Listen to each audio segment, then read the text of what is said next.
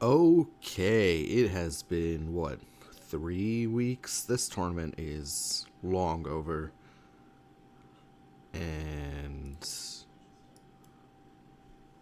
I really have no excuse. I was trying to think of an excuse, but I have no excuse for not doing this commentary. But we are back at CPAD with another Exceed commentary. This is going to be game 2 of a set in the Hallowed Knights tournament, which again has been over for weeks now, between Poiman64 and Jad. Thank you to Poiman for submitting this video and allowing me to do post-com on it. We're going to see Poiman on the Enkidu versus Jad on the Nu-13. And I have to say, from a cursory standpoint, I would definitely have to favor Enkidu in this matchup.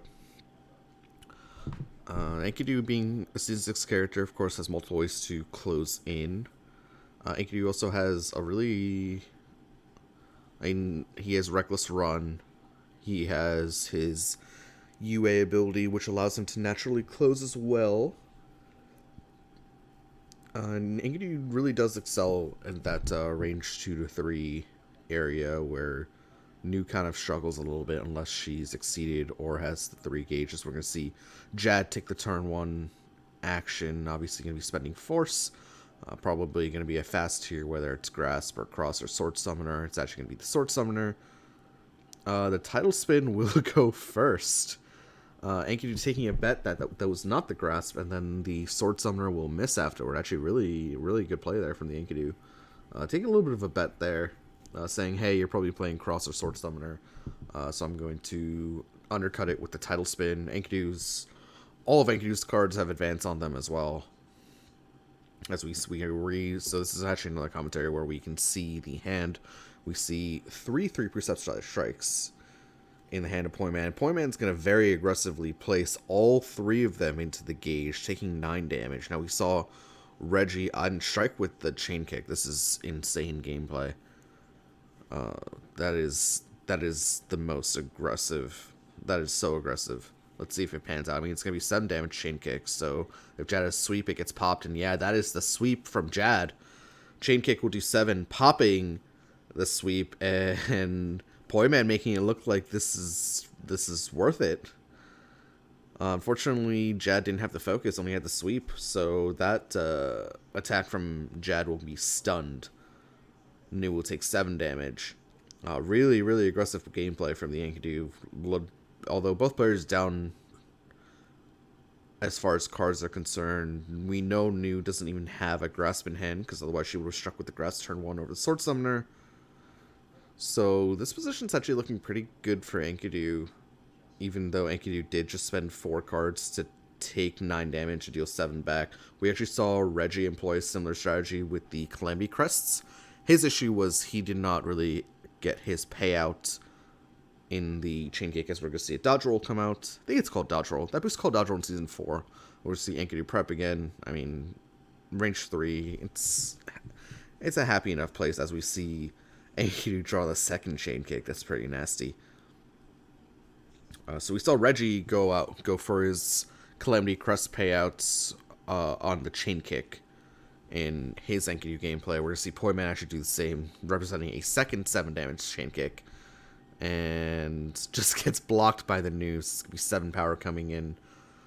Enkidu moves into range 2, where again, it's totally fine. Enkidu also has like an interesting answer to a range 2 cross, so generally, basically, most characters can't really answer a range 2 on Curve cross, unless they have like their own EX cross, or they have like an EX speed 7, but Enkidu has his own special answer in the Thunderstomp, which we're actually seeing Poiman zoom in on right now. So the one issue with Thunderstomp is that it does have only 5 defenses, which is a little bit low. Some other Season 6 cards have this similar property where they have 5 defenses, so they lose 2 offensive sweep.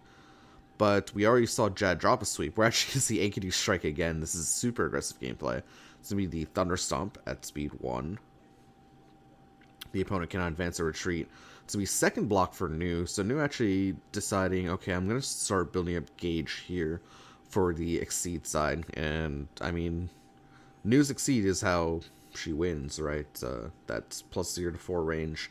And then being able to zip across the board and hopefully chain a couple of those together is how Nu generally tends to win a lot of games. So, I mean, the blocks make sense from Jad's perspective. He is actually willing, actually, they, I don't know if it's a he or she or a they, so I'm just going to say they. They know, they drew 2 blocks early and just went for it. I mean, if you don't have the cross, then you don't have the cross, right, as new. And like we said earlier, that Thunderstomp does answer the cross. We see a huge gauge from Enkidu. I want to see maybe a change cards 3 here from Enkidu, drawing 4 cards over a simple prepare action. I think Jad has maybe 5 cards in his hand now, so that would make more sense to me. Technically, Enkidu does have the...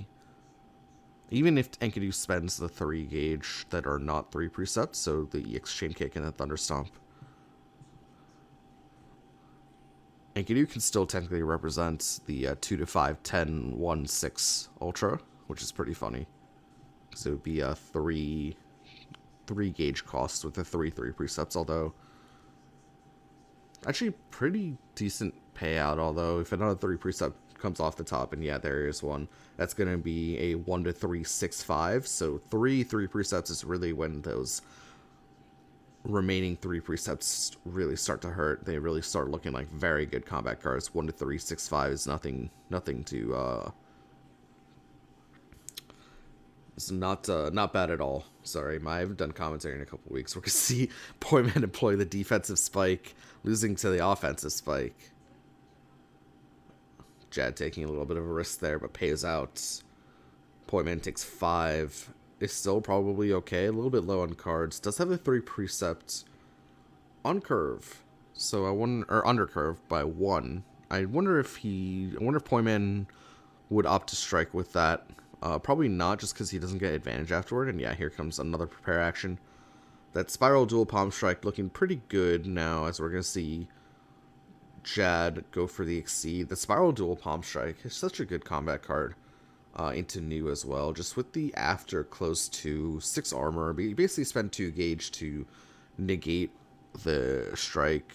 We're actually going to see Poiman use the immovable object instead, so it's going to be a +1 armor, +1 guard. Allows Enkidu to trade really, really well. And can be sustained infinitely. Not infinitely. Sustained on an after for 1 gauge. So pretty good boost there. Pretty good combat card as well, though.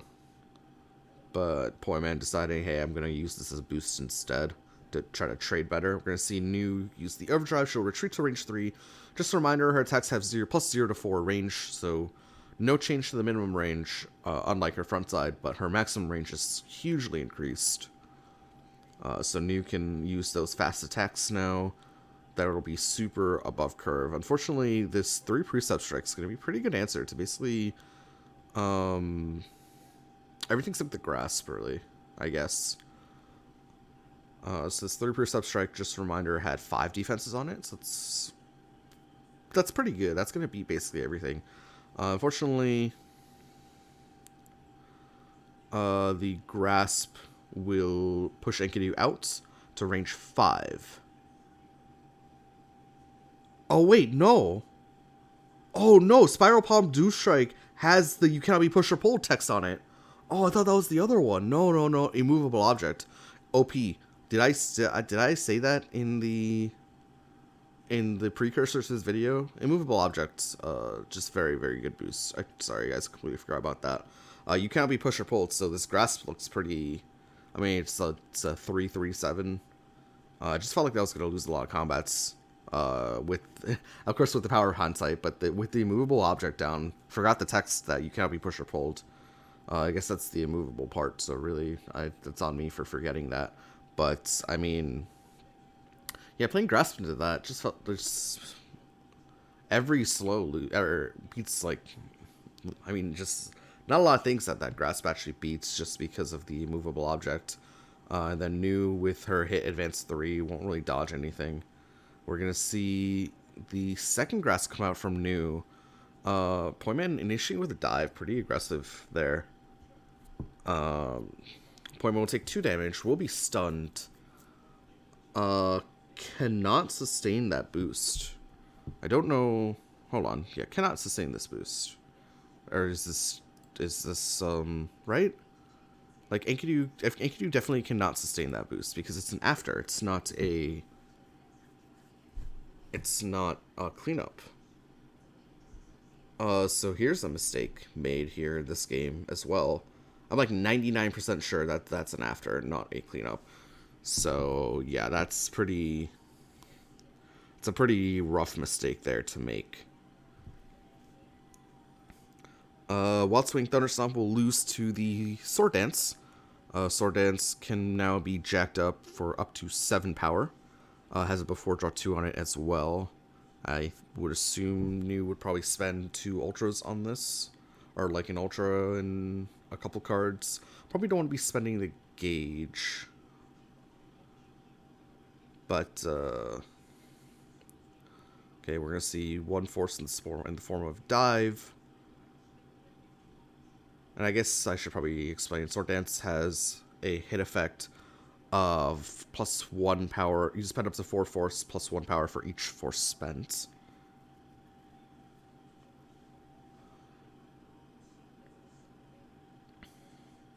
But again, that immovable object should not be there, so hopefully it doesn't affect the game state too much, although I am starting to see that it already is affecting the game state. I just want to... I might as well just take a look, take a double check, because I do have all the Season 6 cards on my computer, so I'm just going to tab out real quick and check this, whether it is in fact an after, and I'm like 99% sure that it is. Yeah, it's an after, so, I mean, that dive stunned out the... Oh! It appears as if when I have tabbed back in, they have fixed the issue. Okay. Cool, I guess. Probably just want to see Enkidu going for a mix-up. This is pretty aggressive gameplay, because Nu does have the plus... this is actually really interesting. Normally you don't see players strike into Nu's Exceed side very much, where she gets the benefit, right? So basically Nu only has 2 combats, in theory. Wow, that is just so sad. That's incredibly sad from Jad. The Wild Swing Gale Edge. I mean, that is just... That's silly. That's that's too silly. Jad just going for the fast option there. Enkidu Wild Swings the reverse DP, and Jad will take 6 damage. Jad spends all his gauge. There goes their win con as well. This is going to be super tough, although we do see Enkidu's hand of block, but even then, that's brutal. But yeah, it looks like apparently in the time that I've tabbed out, they fixed the immovable object error that they were talking about earlier. Well, I mean, Enkidu is a character whose most of his attacks do work at range 3. Really, it's just the Thunderstomp that doesn't. Tidal Spin would have dodged the Calamity Sword as well, second copy of Tidal Spin. But yeah, I mean, there's Exceed, right? Sometimes you just Wild Swing the correct answer, and Poiman got the correct answer to the Ultra there. And not only that, also was able to deal 6 damage back. So we're gonna see maybe we're gonna see Poiman or Jad spend 4 force in the form of probably change cards. Yeah, change cards 4, drawing 5. Was that a counter assault that Jad dropped though? That seems weird. Maybe Jad dropped the other Ultra, but yeah, okay, it was the second copy of the Calamity Sword that dropped. That makes way more sense, yeah, because there's no way you're dropping a change cards there when you have a Legacy Edge to play to boost counter assault, push 3, draw 2. Push 3, draw 2? Something like that. So we see Enkidu prepare again. Nu stuck in the corner here, down both grasps as well, so can't make space that way. But can make space, of course, with the run boost. So moving to the long side of the board, taking center, actually. Although Nu at range 3, just facing down Enkidu is just such a bad position anyway. I didn't even pay attention to what Enkidu struck with. I'm assuming it's just another 3 precept. Yeah, and there's another 3 precept, so this is going to be a 5 power after armor. At least the focus will hit back. But this is a 1-3-7-5, and this is just what happens when Enkidu is able to get those 3 precepts into gauge, those the end game becomes really reliable if you're able to draw the right punishes. And I mean, Poiman has done pretty well for himself thus far, taking 4 back from the focus. Jad down to his last 2 HP. So this is actually looking extremely good for Enkidu here. Obviously helped immensely by the Wild Swing Gale Edge, but I mean, this is how we kind of expected the matchup to go. I guess the Wild Swing Gale Edge kind of covered Poiman's really kind of, I don't want to claim it's poor, but like really aggressive gameplay in terms of expenditure of resources. As we see the second dodge roll come out from Nu pushing back to range 5. Enkidu has a billion resources though, it really doesn't matter.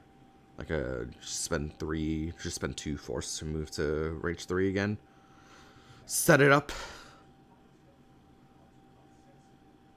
Set up another range 3 shenanigans.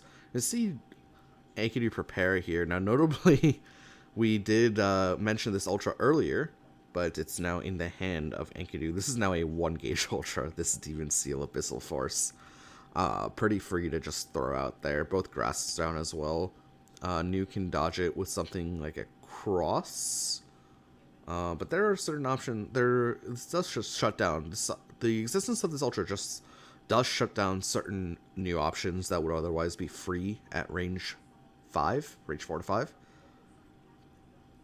Just another reason why I think this matchup would be super Enkidu favor. On top of basically all the stuff that we've seen earlier in this game, like what the point I was trying to make was that Poiman was being super aggressive with his resources, and Nu was unable to punish. Although we do see a reading come out here.